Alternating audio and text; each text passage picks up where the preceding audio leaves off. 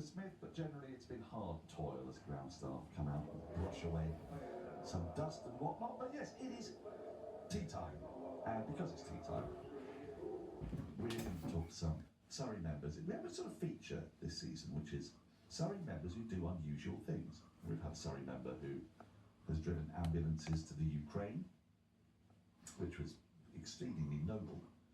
And we've now got two other Surrey members, David and Alex Pearl, brothers, I believe. A bit unusual if you weren't, given the physical similarities, and indeed the fact you share a surname. But you know, one day it'll happen. Who have, between them, compiled this book here. If you could just hold it up for us. The Faintest of Tickles. I thought they might have called it Pearls of Wisdom, but called it instead The Faintest of Tickles. It's a charming book. It's an anthology of writing on cricket by people who don't normally write about cricket. So I want to ask, first, whose idea was it? Well, it was probably mine. It was the first home day last year in April when Surrey were playing Somerset. Alex and I came. Alex is a writer. He said at one point, I'm not sure what I'm going to do for my next book. And I said off the cuff, well, why don't we use your database of writing friends and acquaintances and colleagues and try to compile an anthology of writing. And that was the origin of the idea. The aim was to find writers who wrote in other fields but had never written on cricket, or possibly writers who had never tried their hand at it at all but were great cricket lovers. So we wanted to have an entirely fresh anthology as far as we could, rather than a collection of well-known and loved pieces. And then Alex had the job of having to round them up and get them to make contributions. Well, I'm about to ask, how do you do that? It's all very well having the idea. You're sat over there having the idea. Yes, I know. Why do we get lots of writers who've never written about cricket to write about cricket? But where do you start with that? Well, I had actually put together, during COVID actually, it happened almost by accident, a book of author interviews, because I was actually building my own website, because I'm an author, and I did this thing, and I had a bit of a captive audience, of course. Everyone was locked down. Yeah, it's great, wasn't it? So I love that. Audiences could go nowhere. So I put a simple post out onto a Facebook group of writers, and within days I had hundreds of people who wanted to do an online interview. So I gave them loads of questions. Anyway, to cut a long story short, I had over 100, and anyway, I published them all over a few months on my website. And then my brother-in-law, who used to be in publishing for Macmillan, said, "You must publish these." And I said, "Oh, that's a good idea. Why not?" Because I had self-published a few books, and so I did. I published it, and so consequently, I had lots of contact details for writers. But having said that, the only problem was that over half of them were in fact from the United States. So I don't think really that many people in the United States have a great deal of, don't even understand the game. So the T20 World Cup last year might have helped a bit. Well, yes, that's true. Yes, that's true. Yes, spark. Yes, but anyway, but having said that, we did get a lot of people to start with. The first lady, in fact, was a lady called it doesn't matter, but she was from Melbourne, Australia, and she's an academic actually, and she responded really quickly and said, "I've got a science fiction story which I wrote, and I'd love you to use it by all means." So that was the first one that came in, literally a day after I put out. Is this the Wet Ashes?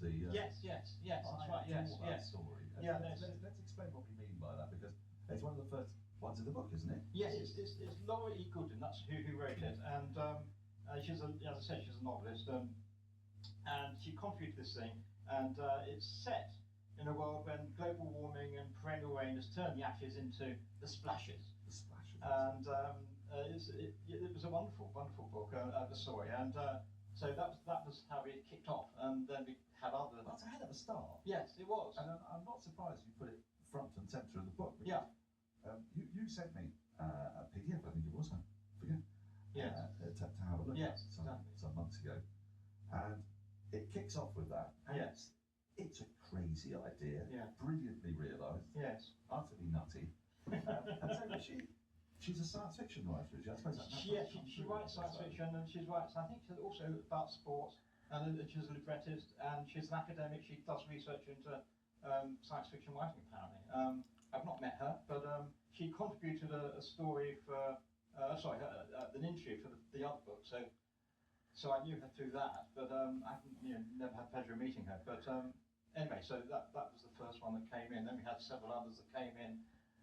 We badgered family and friends, and then I'm also a member of the Crime Writers Association. We had Is that what the for the most part what you write? yes, I write. My last two novels have been comic murder mysteries set in the advertising world of 1984. And anyway, but that's another story. But I wouldn't be at all surprised if there were quite a lot of actual murders in the advertising industry. mainly clients, I think. But so that was so that's how I got hold of people like Judith Cutler, who actually, to my shame, I hadn't read her, but she's written 50 novels. This lady, and she gave us a lovely piece based on a story she wrote based on W.G. Grace, a mystery story, which is fabulous and written in that style of sort of that period. It's really clever. It's W.G. Grace turned detective. Yes. And very, very skillfully. It's beautifully written. And she's written 50 crime novels. In fact, her last novel was involving cricket, apparently.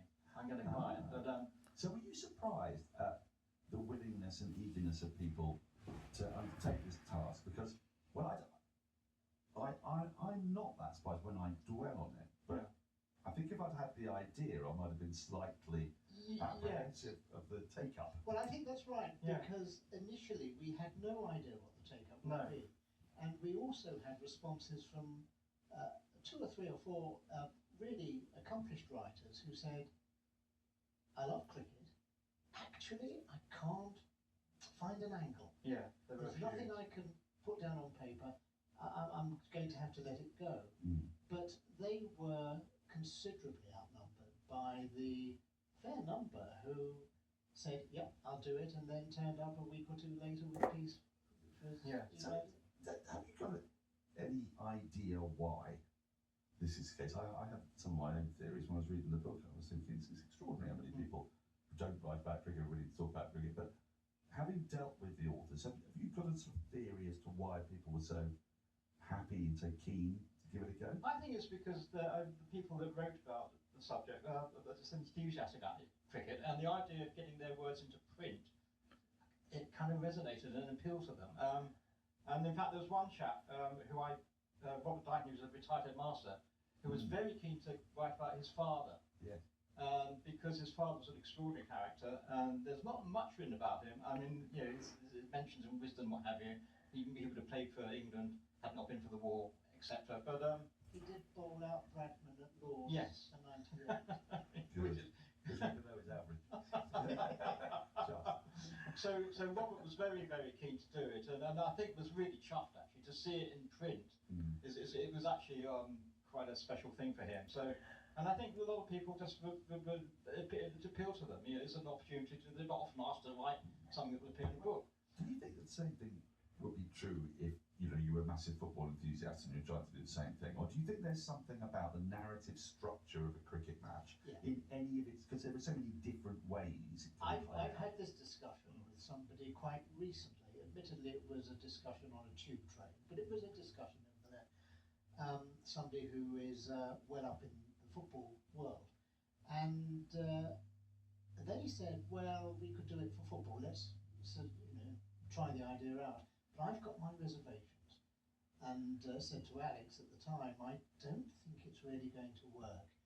I think if you're a cricket lover and you've been coming to test matches or you've been listening to the radio, and you've been doing this for decades on end, and it's a part of your life, it's a part of your being, it's part of who you are." And somebody said, "Would you like to write about cricket?" I think a lot of people would say, "Do you know, I never thought of that." Yes, I can. So there's one piece in here from somebody who's written millions and millions of words, a well-known journalist and author, but has never until now written about cricket at all. That's Jonathan Margolis. And it's a lovely piece, and I don't know if we might have a chance to read a short extract. And he writes about BBC and other cricket commentary on the radio, because although he's not well known as a cricket follower, he's always listened to the radio, and he thinks it's a form of poetry.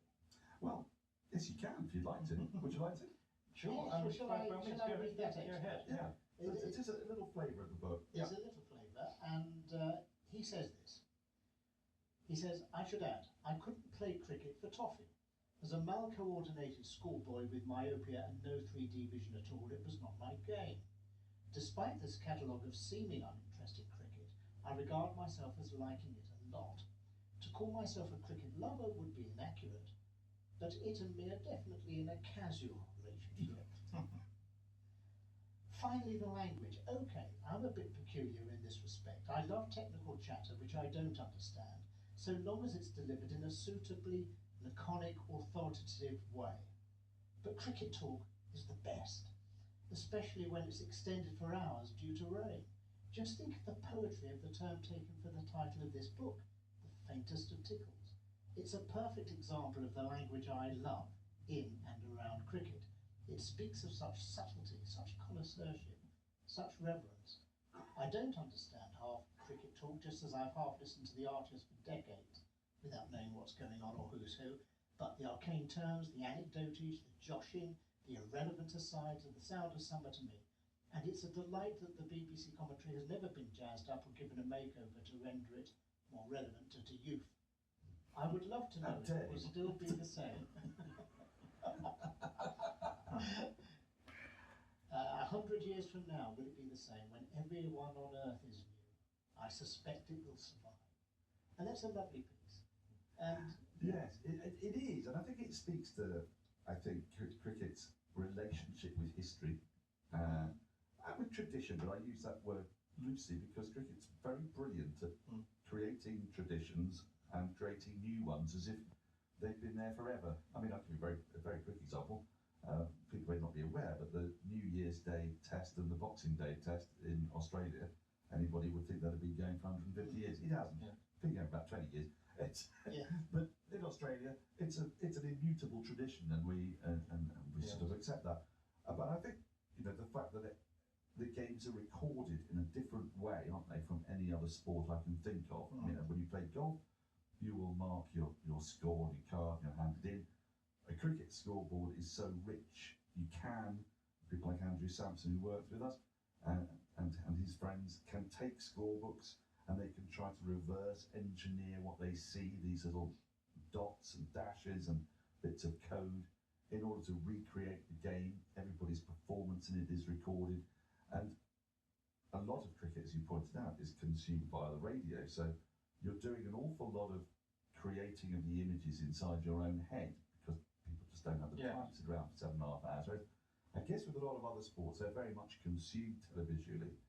And I think the other part of cricket that I think lends itself to people writing and the romanticism of it is this: is it unique? It feels like it is unique, that it's a team sport and an individual sport simultaneously. So you can do one really brilliant thing and that will be enough for your day. I think there's one of the pieces in there which is, touches on that. You can take a magnificent catch, connect through balls, go through your legs for 4 times, time again. You can get out for a first ball duck or whatever, but there's always an opportunity to do something.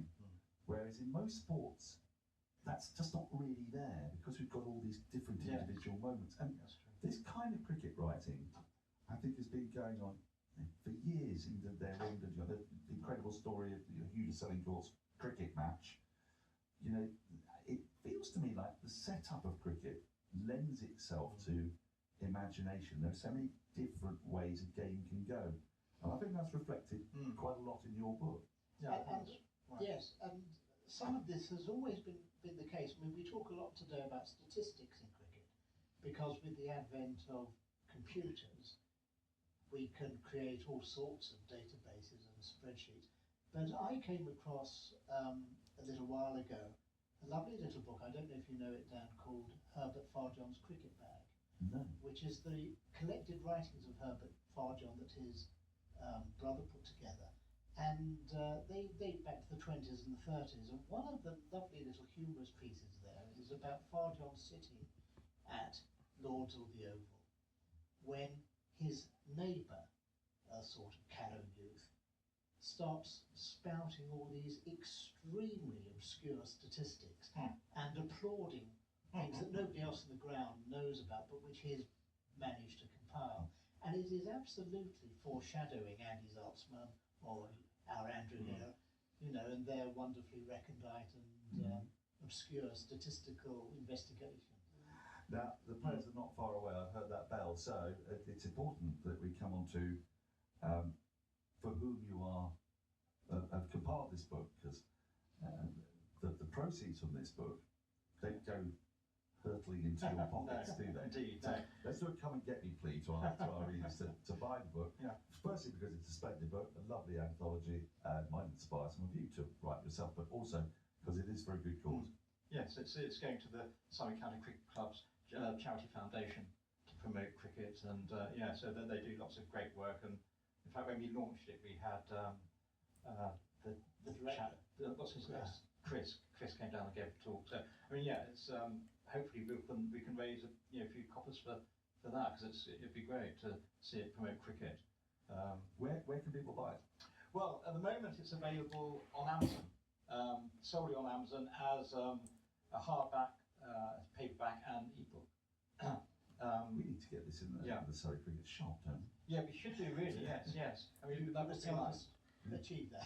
Well, that's what I said about